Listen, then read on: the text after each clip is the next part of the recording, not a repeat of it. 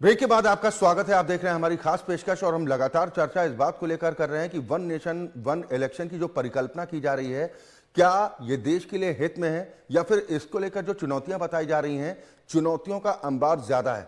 आज हम इसी पर चर्चा करेंगे। मेरे साथ बेहद खास मेहमान प्रोफेसर नदीम अहमद साहब जुड़े हैं। आप राजनीतिक विश्लेषक हैं। बहुत स्वागत है नदीम भाई आपका। क्या वन नेशन वन इलेक्शन को लेकर जो अब कदम केंद्र की मोदी सरकार की तरफ से आगे बढ़ा दिए गए हैं, क्या वाकई में आपको लगता है कि देश में आज की जरूरत है एक देश एक चुनाव? देखिए, मैं इस बात को पहले भी कह चुका हूं कि अगर इस तरह का प्रावधान हो जाता है तो देश हित में पूरी तरह से होगा और ऐसा हो जाना चाहिए, क्योंकि हम देखते हैं कि भारत जिस तरीके से त्योहारों का देश है उसी तरह से इलेक्शन का भी देश है। कभी पंचायत के इलेक्शन, कभी निगम के, कभी निकाय के चुनाव, कभी एमएलए के, कभी एमपी के चुनाव। तो देश भर, पूरा का पूरा देश भर कहीं ना कहीं किसी ना किसी महीने के अंदर इलेक्शन में लगा रहता है और इस पर बहुत ज्यादा खर्च भी होता है। तो अब हम इतने ज्यादा सामर्थ्य तो नहीं है, बात तो हमें माननी पड़ेगी। हालांकि हमारी इकोनॉमी जो है वो ग्रोथ कर रही है और उसे करनी भी चाहिए। मोदी सरकार जब से आई है उसकी कोशिश रही है कि देश किसी भी तरीके से प्रगति के रास्ते पर लगातार अग्रसर होता रहे और इकोनॉमिक डेवलपमेंट के ऊपर तो बहुत ज्यादा इस गवर्नमेंट की नजर रही है। चुनौतियां हैं उस चीज को लेकर, क्योंकि हमारी अर्थव्यवस्था मिश्रित है और उसके अंदर इस तरह की चुनौतियां बनी रहती हैं। तो ये एक बहुत ही बेहतरीन प्रयास है। मैं गवर्नमेंट की सताइश करूंगा, तारीफ करूंगा अगर ये चीज लागू हो जाती है तो देश हित में है और इंडियन इकोनॉमी को, अर्थव्यवस्था को यह हर हालत में फायदा देगा और लोगों का भी इसके अंदर फायदा है। देखिए, हर चीज में कहा जाता है कि हर चीज का सकारात्मक और नकारात्मक दोनों पहलू होते हैं, लेकिन हम नेगेटिविटी को सोचकर अगर सकारात्मक कदम बढ़ाने से अगर हिचकते हैं या फिर रुकते हैं तो क्या ये परिपाटी किसी भी देश के हित में होगी? क्योंकि यहां पर सिर्फ चुनौतियों की बात नहीं है, इसका विरोध भी हो रहा है। तमाम राजनीतिक दल ऐसे हैं जिनमें देश की सबसे पुरानी पार्टी कांग्रेस भी शामिल है और सबसे ज्यादा दर क्षेत्रीय दलों को लग रहा है। क्या आपको लग रहा है कि वाकई में क्षेत्रीय दलों के अस्तित्व पर खतरा हो जाएगा अगर वन नेशन वन इलेक्शन होता है? देखिए, जिस तरीके से मोदी सरकार केंद्र के अंदर, मुझे ऐसा लग रहा है कि आने वाले टाइम में भी पूर्ण बहुमत के साथ सरकार बना लेगी, ऐसा मेरा अपना निजी विचार है। तो उसको देखते हुए अगर वो एक साथ चुनाव होता है तो जाहिर है कि उसमें क्षेत्रीय पार्टियां और अपने अस्तित्व को लेकर किसी तरह का, बल्कि बहुत बड़ा खतरा महसूस करेंगी ही।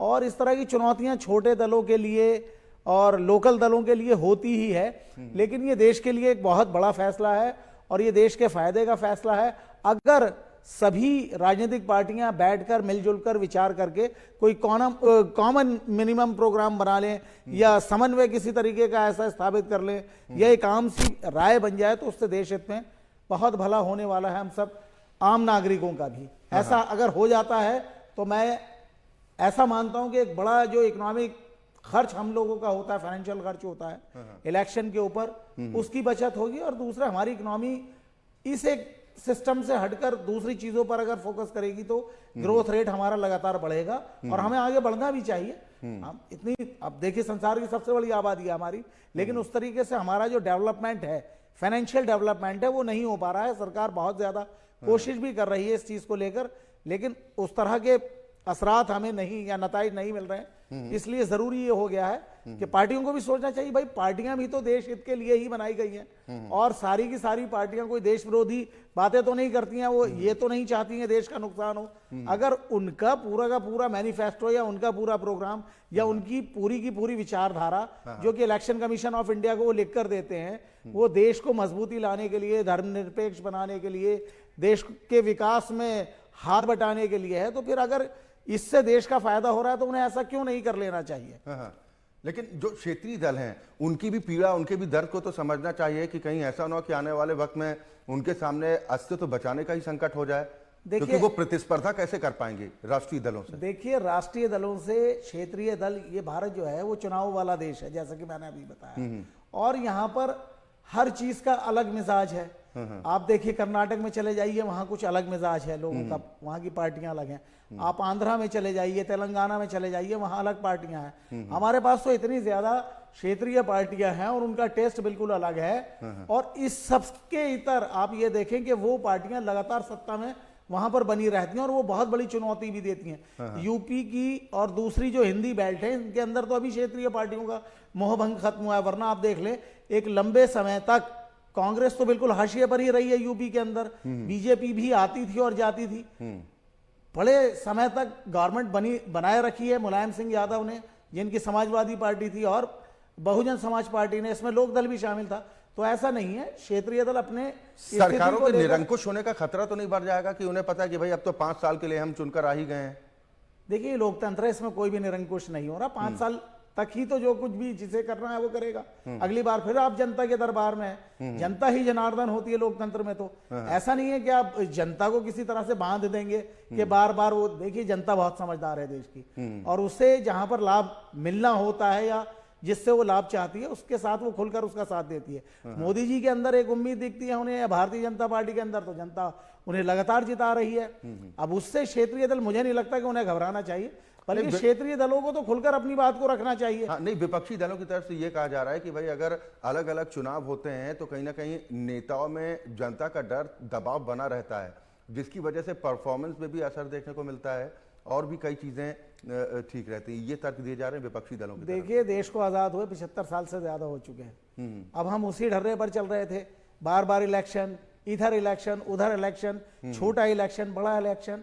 एक बार इस तरह का ट्रायल लेकर भी देख लिया जाए, कोशिश कर लेते हैं, अगर उससे फाइनेंशियल फायदा हो रहा, और मुझे ऐसा नहीं लगता कि इससे बहुत ज्यादा नुकसान हो जाएगा किसी छोटी पार्टी को या विपक्षी पार्टियों को बहुत ज्यादा नुकसान हो रहा है। देखिए नुकसान में तो विपक्ष चल ही रहा है, मोदी जी की छवि ऐसी है, उससे फायदा भारतीय जनता पार्टी को पूरी तरह से हो रहा है। लेकिन इसका यह मतलब नहीं है कि अगर इस फॉर्मूले को अपनाया गया तो उससे क्षेत्रीय दल खत्म हो जाएंगे या विपक्ष पूरी तरह से उड़ जाए। विपक्ष की अपनी एक अलग भूमिका है। विपक्ष के नेता राहुल गांधी फिर एक यात्रा को लेकर चल रहे हैं। देखिए वो तो निरंतर प्रयासरत हैं, वो तो काम कर ही रहे हैं, और क्षेत्रीय दल भी पूरी मजबूती के साथ अड़ेगे। कई स्टेट के अंदर क्षेत्रीय दलों की गवर्नमेंट है, वहां पर अब यही तो खतरा है उन्हें कि ऐसा ना हो कि राष्ट्रीय पार्टियों के बीच में ही मुकाबला होकर रह जाए और लोग राष्ट्रीय पार्टियों को, नहीं, राष्ट्रीय पार्टियों को लेकर मुकाबला क्यों होगा? ऐसा मुझे नहीं लगता कि ऐसा होगा। देखिए हमारे यहाँ तो मुख्तलिफ जबानें हैं, इस सूबे की जबान अलग है, उस सूबे की जबान अलग है, और उसी को लेकर वहीं के लोगों को, वहीं के समाज को साथ में लेकर उनकी बरतरी के लिए, उनकी बेहतरी के लिए क्षेत्रीय दल काम कर रहे हैं। तो ऐसा तो नहीं है भाई, लोग अपने मिजाज को समझते हैं। आप साउथ इंडिया में वहां पर चले जाइए, तमिलनाडु में, आप मुझे बताइए वहां पर कब कांग्रेस की गवर्नमेंट रही, कितना जमाना हो गया भाई? वहां तो कभी इधर, कभी उधर, कभी उधर, कभी इधर, वही सब चल रहा है। तो सर लोग मिजाज को बदलना भी अगर चाहे ना, और अगर उन्हें ऐसा लगता है कि उन्हें फायदा नहीं मिलेगा तो मिजाज को नहीं बदलते हैं वो। देखिए जनता लोकतंत्र के अंदर और भारत जैसे देश के अंदर अगर उसे अपना फायदा नहीं मिल रहा है या उसका कोई फायदा नहीं हो रहा है तो वो भले ही चाहे उसके रिश्तेदार की पार्टी हो, उसे वोट नहीं देंगे। ये दुनिया की सबसे बड़ी आबादी वाला देश आज भारत बन चुका है, और विपक्ष की तरफ से ये कहा जा रहा है, कई दलों की तरफ से तर्क दिया गया कि भाई इतने बड़े देश में एक साथ चुनाव संपन्न करा पाना, क्या ये मुमकिन हो पाएगा? देखिए ये तो इलेक्शन कमीशन को एक चुनौती मिल रही है। ये तो इलेक्शन कमीशन की जिम्मेदारी है, वो इसे किस तरीके से करती है या कैसे उसे मैनेज करती है। तो उसके लिए क्षेत्रीय पार्टियों को या विपक्ष को या आम जनता को तो परेशान होने की जरूरत नहीं तो है। ईसीआई ने तो कह दिया, केंद्र सरकार को चिट्ठी भी लिखी थी बाकायदा कि हमें एक साथ चुनाव कराने में कोई दिक्कत नहीं है, कुछ संसाधनों को बढ़ाने की जरूरत पड़ेगी, ईवीएम हो गया, वीवीपैट हो गई, और बाकी खत में यही कहा गया कि हमें एक साथ चुनाव कराने में कोई दिक्कत है नहीं।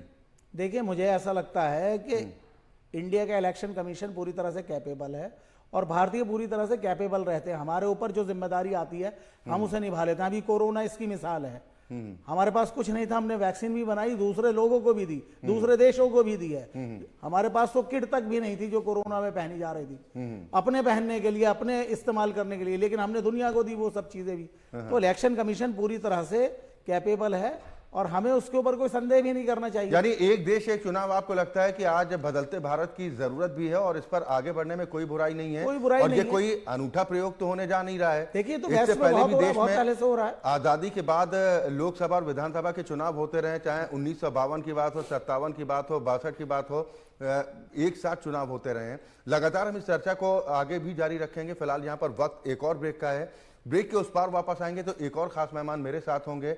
हम उनसे भी समझने का प्रयास करेंगे कि एक देश एक चुनाव को लेकर आखिर आपत्ति क्या है, परेशानी क्या है। ब्रेक के बाद एक बार फिर आपका स्वागत है। आप देख रहे हैं हमारी खास पेशकश बड़ी बहस, और आज हम बात कर रहे हैं वन नेशन वन इलेक्शन की, जिसको लेकर केंद्र की मोदी सरकार की तरफ से कदम आगे बढ़ा दिया गया है, लेकिन इसका विरोध भी किया जा रहा है। सवाल यह है कि वन नेशन वन इलेक्शन देश के हित में है या फिर इससे चुनौतियां ज्यादा हैं। हम इसी पर चर्चा कर रहे हैं। एक और खास मेहमान मेरे साथ जुड़ चुके हैं। कांग्रेस का प्रतिनिधित्व करने के लिए औरंगजेब खान साहब हमारे साथ इस चर्चा में शामिल हो गए हैं। बहुत स्वागत है औरंगजेब साहब आपका भी। खान साहब, क्या कहेंगे, वन नेशन वन इलेक्शन, इसमें कोई आपत्ति, कोई दिक्कत होनी चाहिए? देखिए, ये मोदी गवर्नमेंट जो है ये पूरे हिंदुस्तान को कैप्चर करना चाहती है। आपने जो है अभी जो चंडीगढ़ के इशू आपने सुना है, चंडीगढ़ के इशू पे जो सुप्रीम कोर्ट ने कहा कि मॉकरी ऑफ डेमोक्रेसी का जो है टर्म का यूज किया, तो आप सोच सकते हैं कि जो सुप्रीम कोर्ट जो है सब जो इस देश की सबसे बड़ी मंदिर है, न्याय की मंदिर है, उसमें जो जज बोलता है कि मॉकरी ऑफ डेमोक्रेसी। और आपने चंडीगढ़ में देखा भी कि वहां का जो रिटर्निंग ऑफिसर है वो किस तरह से जो है वहां बैलेट के साथ जो है वो छेड़ कर रहा है, और उसके बाद से वो उसको जिता देते हैं, फिर से वो कोर्ट में आता है। तो बात ये आती है कि मोदी गवर्नमेंट जो है एक्चुअली क्या करना चाहती है, पूरी जो है सिस्टम को हाईजेक करना चाहती है, और ये चाहती है कि वहां पे एक सिस्टम ऐसा डेवलप हो जहां पे ये प्रेसिडेंशियल सिस्टम हो और जहां पे एक ही लीडर हो, और वो लीडर का नाम हो मोदी हो। मोदी जी एक्चुअली चाहते हैं कि वो भगवान भी बन जाए इस देश का। मोदी जी चाहते हैं कि यहाँ का जो शंकराचार्य है, यहाँ के जो शंकराचार्य है उस शंकराचार्य का रूप भी ले ले, और मोदी जी चाहते हैं, सुनिए मेरी बात खतरे की ओर नहीं, बिल्कुल बीच में मैं आपको टोक रहा हूं, जिस खतरे की ओर आप इशारा कर रहे हैं कि डिक्टेटरशिप लागू हो जाएगी और एक ही पार्टी का शासन हो जाएगा, जिस खतरे को आप बता रहे हैं, आजादी के बाद साल 1952 में भी एक साथ चुनाव हुए लोकसभा और विधानसभा के, 57 में भी हुए, और उसके बाद 62 में भी हुए हैं। तो ये कोई अनूठा प्रयोग तो होने जा नहीं रहा है। तब कहां किसका कब्जा हो गया? नहीं, आप सबसे बड़ी बात जो बात को मैंने उसको समझना बड़ी जरूरी है। आज देखिए, आज ये तो समझाइए दर्शकों को, ये तो समझाना है। आज देखिए 1967 और 67 से लेकर 69 तक जो 52 से लेकर बीच में 4 बार जो है इलेक्शन ऐसा सिस्टम हुआ। लेकिन एक्चुअली क्या है कि जब देश हमारी आजाद हुई, आजाद हुआ, जो संविधान आया, देश आजाद हुआ, फर्स्ट इलेक्शन हुआ, इलेक्शन होने के बाद से सिस्टम जो है साथ साथ चलता रहा। लेकिन अचानक जो है उसके बाद से जो है 3 से 4 जो है स्टेट डिसॉल्व हो गई, और डिसॉल्व होने के बाद से फिर ये सिस्टम स्टार्ट हो गया। अब बात आती है कि यहाँ पे हम मोदी जी भी बात कर रहे हैं। मोदी जी हमारे प्राइम मिनिस्टर हैं और हम उनको मानते हैं, सब मानता है पूरा देश का। लेकिन मोदी जी से मैं ये बोलना चाहता हूँ, आपके माध्यम से बोलना चाहता हूँ कि आप करना क्या चाहते हो। आप जो शंकराचार्य भी बनना चाहते हो, आप जो है इस देश का जो है यहाँ का देश का पंडा भी बनना चाहते हो। आज सुनिए मेरी बात को, इस देश का पीएम भी बनना चाहते हो, और इस देश का कल आप प्रेसिडेंट भी बनना चाहते हो। आप देश को चाहते क्या हो और देश को किस रास्ते में लेके जाना चाहते हो? सवाल उठेगा ना कि ये मोदी विरोध के खातिर विरोध है, या फिर जो वन नेशन वन इलेक्शन वाकई में देश के हित में नहीं है, इस वजह से आप लोग विरोध कर रहे हैं? बात तो नहीं, हमें मोदी सबसे बड़ी क्या है, हमारा सिस्टम किससे चलता है? हमारा सिस्टम संविधान से चलता है। क्या मोदी जी इस पूरे वन नेशन वन लॉ के एक्चुअली क्या है कि यहाँ पे सिस्टम में क्या है कि ये चाहते हैं कि पूरी सिस्टम को हाईजेक कर लें, और हाईजेक करने के बाद से हम जो लोकसभा और विधानसभा दोनों हम साथ साथ कराएं। अब देखो कि अगर ये कोई बड़ा इश्यू लेके आते हैं, उस इश्यू पे इनका इश्यू जब बड़ा होगा, और आप जान ही रहे हो कि बहुत सारी चीजें चल रही हैं आजकल, तो उस समय स्टेट में जो है स्टेट के जो बॉडी होंगे, जो छोटे छोटे बॉडी हैं, और भी पार्टियां समाजवादी हैं, और भी बहुत सारी पार्टी हैं, वो सब पार्टियां कहां सर्वाइव करेंगी? ये चाहते हैं कि पूरी सिस्टम को खत्म कर दिया जाए। जो यहाँ सेंट्रलाइज सिस्टम, जो फेडरल स्ट्रक्चर हमारा है, डेमोक्रेटिक रिपब्लिक फेडरल स्ट्रक्चर है, तो उस फेडरल स्ट्रक्चर को ये खत्म करना चाहते हैं। आप ये देखिए, क्या ये फेडरल स्ट्रक्चर की बात आप कर रहे हैं, सुन तो लीजिए खान साहब, सुन तो लीजिए सर। हाँ, जिस फेडरल इंफ्रास्ट्रक्चर की बात आप कर रहे हैं, ये फिर तबाह हो जाना था। पहले भी जब एक साथ चुनाव होते थे तब तो ऐसा नहीं हुआ ना सर। आप ये बताएं कि जब आप क्या चाहते हैं कि ये पूरे जो 28 स्टेट आपके हैं, पूरे स्टेट को ये डिसॉल्व करना चाहते हैं? किसी स्टेट में आपको 83 जो है, आप आर्टिकल का 83 जब आप देखेंगे तो उसमें कहता है कि लोकसभा जो 5 साल का होना चाहिए। उसी तरह कंस्टिट्यूशन हमें कहता है कि 5 साल के हमारी विधानसभा भी होनी चाहिए। तो संशोधन होगा, बगैर संशोधन के तो बात नहीं बनेगी। आप क्या संबोधन चाहते हैं? आप पीपुल ऑफ रिप्रेजेंटेटिव एक्ट में ये बदलाव करना चाहते हैं? क्या ये 356 में बदलाव पहली बार होगा? 368 में खान साहब ये पहली बार होगा? खान साहब ये पहली बार होगा? सर सुन तो लीजिए, चाहते क्या? ये पहली बार होगा? संविधान में अगर परिवर्तन होता, संशोधन किया जाता है, तो पहली बार होगा। कितनी बार इससे पहले संशोधन हो चुका है? ऐसा है, अरे वक्त के साथ आप संविधान चलिएगा ना। नहीं, आप क्या चाहते हैं? 28 स्टेट आप ये वक्त देखिए, वक्त के साथ चलना चाहते हैं या उसी जमाने में? आप ये देखिए हो, सबसे पहले हम किससे चलेंगे? हमारे लिए जब संविधान हमारे पास आ गया तो संविधान हमारा पर है और सबसे बड़ा है कि कुछ और है। लेकिन आप देखिए, मैं आपको सुनिए, पहले बात को सुनिए आप सर। सबसे बड़े, मैं आपकी बात को बीच में इसलिए इंटरप्ट करना चाहता हूं कि मैं पब्लिक को बताना चाहता हूं कि आज देश में हमारा क्या हो रहा है। आप देखिए, चंडीगढ़ का एक छोटा सा एग्जांपल हमने आपको दिया, उसके पहले आप गोवा के एग्जांपल आपने देखा। अभी देखिए आप झारखंड में क्या हुआ, झारखंड में आपने देखिए क्या हो रहा है। अभी देखिए कि आप बिहार में तेजस्वी के साथ क्या हो रहा है। आप जाके देखिए उत्तर प्रदेश में क्या हो रहा है आम जनता। ये तो पहले भी होता रहा है। देखिए जब आपकी पार्टी का शासन था, सर सुनिए पहले, धारा 356 का इस्तेमाल कितनी बार कांग्रेस की सरकारों में हुआ है? आपके पास है कोई आंकड़ा, या मैं वो आंकड़ा भी दूं आपको? हमारी बातें किस पे हो रही है सर? हमारे वन नेशन पे अरे बात हो सर, रही है, जब आप पुरानी बातें करेंगे तो जिक्र होगा ना खान साहब। आप सुनिए सर, ये सुनिए, आप क्या चाहते हो? आप ये चाहते हो कि पूरे स्टेट बॉडी जितनी है उस बॉडी को हम डिसॉल्व कर दें? क्या वो 5 साल अपने आप को पूरी ना करे, या पूरे फेडरल स्ट्रक्चर को हम खत्म कर दें? प्रक्रिया होगी ना, यही तो कहा जा रहा है कि बैठक सिस्टम को हम खत्म कर दें। प्रोफेसर साहब भी हमारे साथ हैं। क्या चाहते हो इस देश को कहां ले आपने जाना खान चाहते साहब हो? के तर्क को अभी सुना। हाँ, जो खतरा है, बिल्कुल बातचीत होनी चाहिए, और कोई भी अगर नया रास्ता निकालने की कोशिश होती है तो विचार विमर्श के बाद, उसके बाद ही इस पर कदम आगे बढ़ाना चाहिए। आप ये बताओ, कि कल थोड़ा इंतजार कीजिए। मैं प्रोफेसर साहब आपसे ये जानना चाह रहा हूं कि नीति आयोग इसके लिए तैयार है। विधि आयोग की तरफ से भी कहा जा रहा है, इलेक्शन कमीशन ऑफ इंडिया कह रहा है कि हमें कोई आपत्ति नहीं है, संसाधनों को बढ़ाने की जरूरत पड़ेगी, हम उनको बढ़ाएंगे, लेकिन ये असंभव काम नहीं है। तो फिर ये पीड़ा किस बात को लेकर है? नहीं, इसमें देखिए सर, विपक्ष जो है उसको तो परेशानी होनी ही है, और जैसा कि अभी हमने बात की है उसमें क्षेत्रीय पार्टियों को भी अपना नुकसान नजर आ रहा है, लेकिन ये नुकसान नहीं होगा। ये कोई भी ऐसा काम जो कि नए तरीके से मोदी गवर्नमेंट करना चाहती है उसमें विपक्ष या क्षेत्रीय पार्टियों को थोड़ा खतरा महसूस होता है, लेकिन ये बातचीत के जरिए ही होगा और उसे डिसॉल्व नहीं किया जाएगा। जो सिस्टम चल रहा है उसे डिसॉल्व तो किया ही नहीं जा सकता। कमेटी बनी उसके लिए बाकायदा, ये तो अपने ही नेतृत्व में। मैं ये कह रहा हूं कि अभी हालिया चुनाव अभी पिछले ही 3, 4, 5 महीने पहले हुए हैं, उसमें तो भारतीय जनता पार्टी ने कई स्टेट के अंदर गवर्नमेंट बनाई है, तो वो क्यों डिसॉल्व करके उसे जबरदस्ती वहां पर इलेक्शन करवाएंगे? ये नहीं, बीच का रास्ता उसके लिए निकाला जाएगा। और अभी तो ये बात हो रही है, उसकी एक लंबी प्रक्रिया है, तो उसमें हमें बहुत ज्यादा टाइम इतना मिलेगा उसके अंदर, और वो तो बातचीत के जरिए ही जो कुछ होगा। ऐसा तो नहीं है कि गवर्नमेंट उसे थोप रही है या उसे जबरदस्ती लाद रही है, ऐसा कुछ नहीं हो रहा है। बहुत आराम से पूरी प्रक्रिया होगी, और इसके अंदर जितनी भी चीजें, जितने भी पहलू हमारे सामने आएंगे उस पर एक आम सहमति बनेगी, तभी ये काम हो सकता है। अदरवाइज देखिए सरकार तो ये डर दिखाने की कोशिश है क्या? मैं आपकी बात से सहमत नहीं। आप ही पूरा कीजिए। क्या क्षेत्रीय दलों को डराने का भी प्रयास हो रहा है क्या, कि भाई सतर्क हो जाओ, अगर इसका समर्थन कर देते हो तो इसका नुकसान होगा? ये डराने का भी प्रयास है?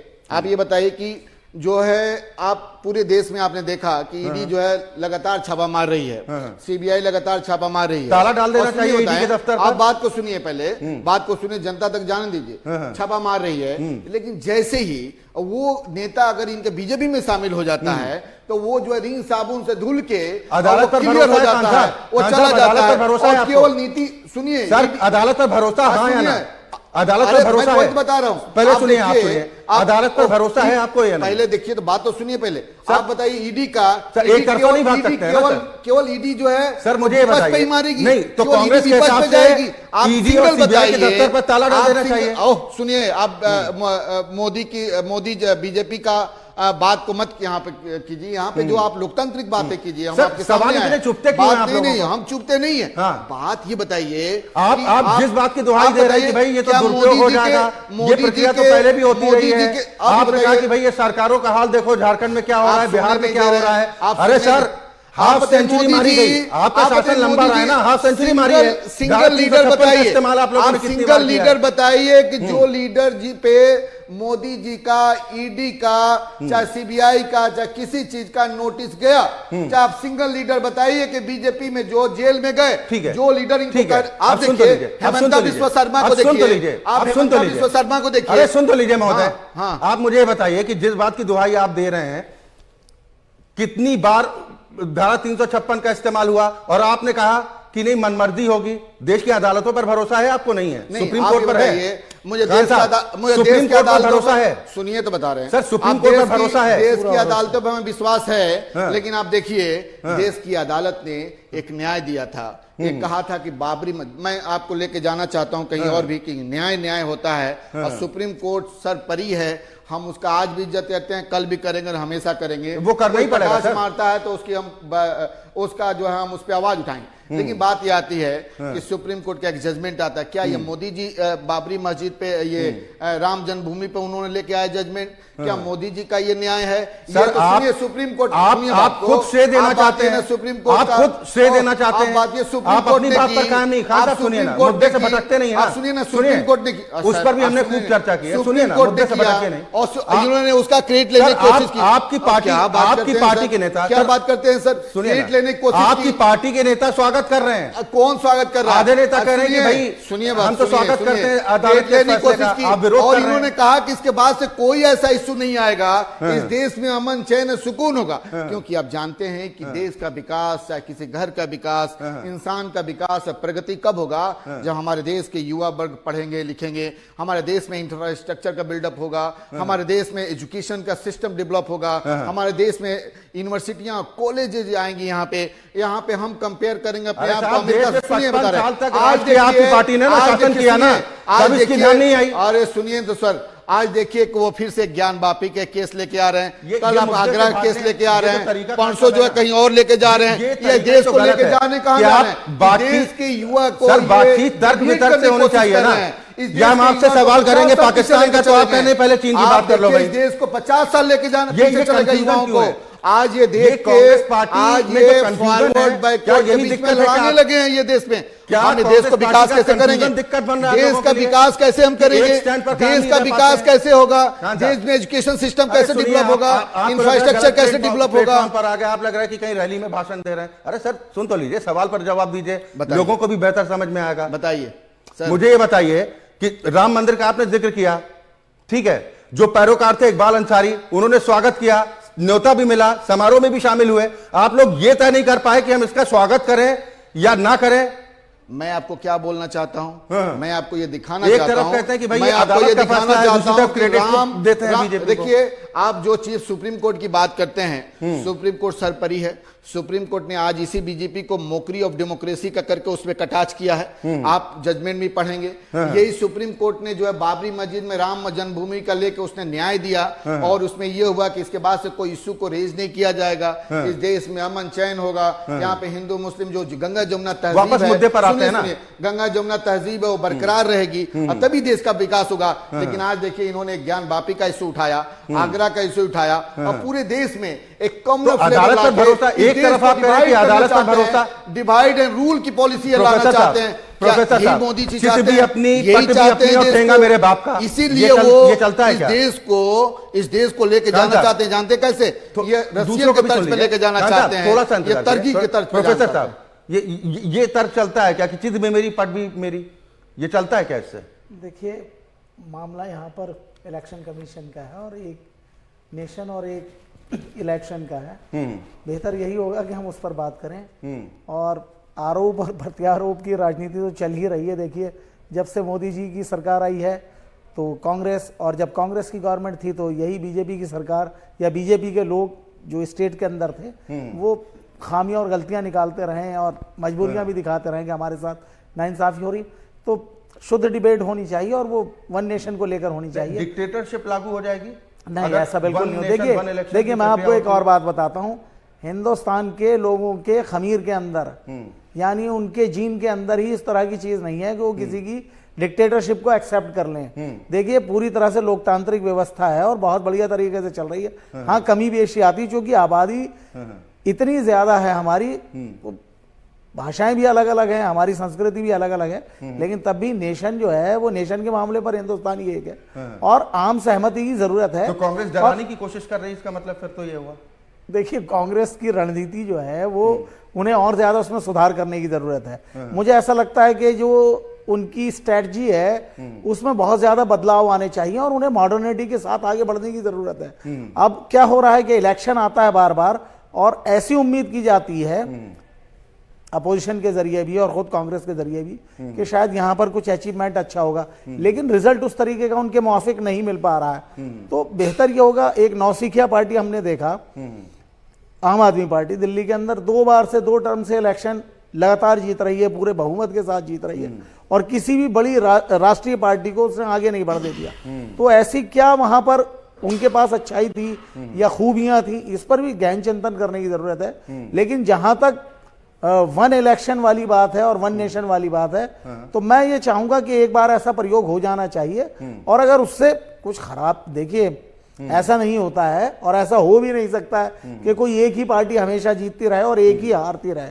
लोकतंत्र का मजा और उसका टेस्ट यही है। तो खान साहब को जनता पर भी भरोसा नहीं रहा क्या? आप ये बताइए क्या देश में जितना भी जो स्टेट है उसे आप डिसॉल्व करना चाहेंगे? क्या उसको मौकरी करना चाहेंगे? आप ये बताइए कि आप ये बताइए कि कल ये कोई एक पॉलिसी लेके आए और उस पॉलिसी में ये एक साथ इलेक्शन कराएं, और कराने के बाद से स्टेट उस तरह की पॉलिसी, उस तरह का जो है कोई ना दे पाए, बूटी ना दे पाए, तो उस कंडीशन में क्या होगा? लोग जो यहाँ पे शिफ्ट होके जो है सेंट्रल के इनके तरफ जाएंगे। जब इनके तरफ जाएंगे तो ये क्या करेंगे? या स्टेट को भी और सेंट्रल को भी कंट्रोल करने की कोशिश करें, और यानी कि ये डिक्टेटरशिप यहाँ डेवलप होगा। दूसरी बात ये कि क्या कि कल अगर मोदी जी अगर यहां से पार्टी से अगर वो किसी कारणवश अगर पार्टी जो है नो कॉन्फिडेंस मोशन में आ जाती है, चाहे मोदी जी वहां हट जाते हैं, कुछ ऐसी अनहोनी हो जाती है जो भगवान ना करे ऐसा हो, तो उस कंडीशन में क्या पूरे स्टेट में, पूरे जो है फिर से पूरा हिंदुस्तान में फिर से चुनाव कराया जाएगा? चुनाव कराया जाएगा, इसके लिए चुनाव कराया जाएगा। तो ये पॉसिबल नहीं है कि चुनाव कराया जाए। क्या आप चाहते हैं कि अगर उसी समय अगर किसी स्टेट में ऐसी घटना कुछ घट जाए और वहां पे जो गवर्नर रूल आप लगाना चाहते हो, तो क्या गवर्नर रूल लगाएंगे या प्रेसिडेंट रूल लगाएंगे? आप वहां पे क्या करेंगे? आप क्या पीपुल ऑफ रिप्रेजेंटेटिव एक्ट है उसमें क्या संशोधन करेंगे? तो क्या ये पॉसिबल है? तो एक्चुअली क्या है कि मोदी जी जो चाहते हैं, देखिए मुझे इस समय पार्टी से हम हट के हम आपसे बात करें, मोदी जी, हमारा देश क्या है? बहुत खूबसूरत देश है। ये भारत देश जो है ना, पूरे हिंदुस्तान में, पूरी दुनिया में जो है इसका मुकाबला नहीं है। अगर वाकई में इस दुनिया का स्वर्ग कोई है, वाकई में कोई जन्नत है, जिस तरह हम कश्मीर को कहते हैं कि कश्मीर जो है इस हिंदुस्तान में यहाँ का स्वर्ग है, मैं कहता हूं कि हिंदुस्तान पूरी दुनिया का स्वर्ग है, जन्नत है, अगर कहा जाए तो यही है। लेकिन इस देश में यहाँ देखिए खूबसूरती कितना है कि यहाँ पे हिंदू मुस्लिम, देखिए यहाँ पे जो यहाँ पे कैसे बुने हुए हैं, परिवर्तित किए जाते हैं, तो फिर उस पर डिक्टेटरशिप की तरफ लेके जाना चाहते हैं। सर सुनिए, आपने एक शब्द पकड़ा, डिक्टेटरशिप, तानाशाही लागू हो जाएगी। अरे सर ये बताइए 1952 में कितनी तानाशाही लागू हो गई, 57 में कितनी लागू हो गई, 62 में कितनी हो गई, 67 में कितनी हो गई? की तरफ से बात कर रहे हैं सर, मैं कह रहा हूं तो उस बात पे आप बात करेंगे ना, तर्क पर। आप सर ये बताइए, सर आप बताइए संघीय ढांचा, आज बताइए नहीं कैसे परिवर्तन हुआ, दर्शकों को समझाइए। संघीय ढांचा, सुनिए ना, आपने कहा कि संघीय ढांचे के लिए खतरा है और ये परिवर्तन ठीक नहीं है, देश के लिए, लोकतांत्रिक प्रक्रियाओं के लिए खतरा है, तो ये क्या खतरा है, जरा ये बताइए ना दर्शकों को। बताइए कि ये कह रहे हैं कि हम जो है एक one nation one vote one nation जो है, ये वन नेशन वन वोट की जो बात करते हैं, ये यहाँ पे बताइए, यहाँ पे क्या है कि हमारा स्टेट क्वासी फेडरल सिस्टम यहाँ पे है, यहाँ पे स्टेट भी है और सेंट्रल भी है। यहाँ पे जो है स्टेट की, सेंट्रल की पॉलिसी जो है, बहुत सारे ऐसे जो है, जैसे गवर्नर है, गवर्नर जो क्या होता है, सेंट्रल का रिप्रेजेंटेटिव है, जो कि स्टेट में वो वर्क करता है, इसके बिहाफ पे काम करता है। इलेक्शन कमीशन जो है का स्टेट इलेक्शन कमीशन है, जो सेंट्रल का रिप्रेजेंटेटिव है, जो उस पर वर्क करता है। आप ये बताइए कि जब ये अगर वन वोट अगर होता है, तो उस कंडीशन में जो बहुत सारे स्टेट हैं वो अपनी प्लान लेके आते हैं, सेंटर अपनी प्लान लेके आते हैं। जब यूनियन का इलेक्शन होता है, जब लोकसभा का इलेक्शन होता है, इस बात का जवाब दे दीजिए कि पहले बात तो पूर्व राष्ट्रपति रामनाथ कोविंद के नेतृत्व में जिस कमेटी का गठन हुआ, क्या उस कमेटी में नौसिखियों को शामिल किया गया है? सर अपने अपने क्षेत्र के दिग्गज लोग हैं भाई उसमें। ये बताइए, किशोर देसाई को आप जानते हैं?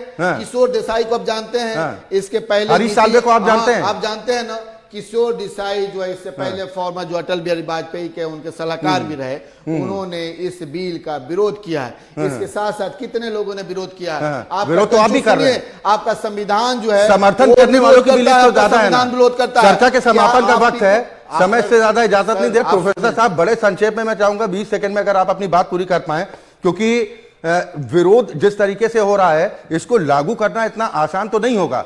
लेकिन हालांकि अब तक जो बातें आ रही थी कि शायद अगर ये प्रक्रिया आगे बढ़ती है तो 2029 का जो चुनाव हो वो एक साथ हो सकता है, लेकिन तमाम अड़चने हैं। लेकिन जैसा खान साहब की तरफ से विरोध किया जा रहा है, क्या आपको लग रहा है कि इतना आसान होगा इस पर आगे बढ़ना? आसानी तो नहीं होगी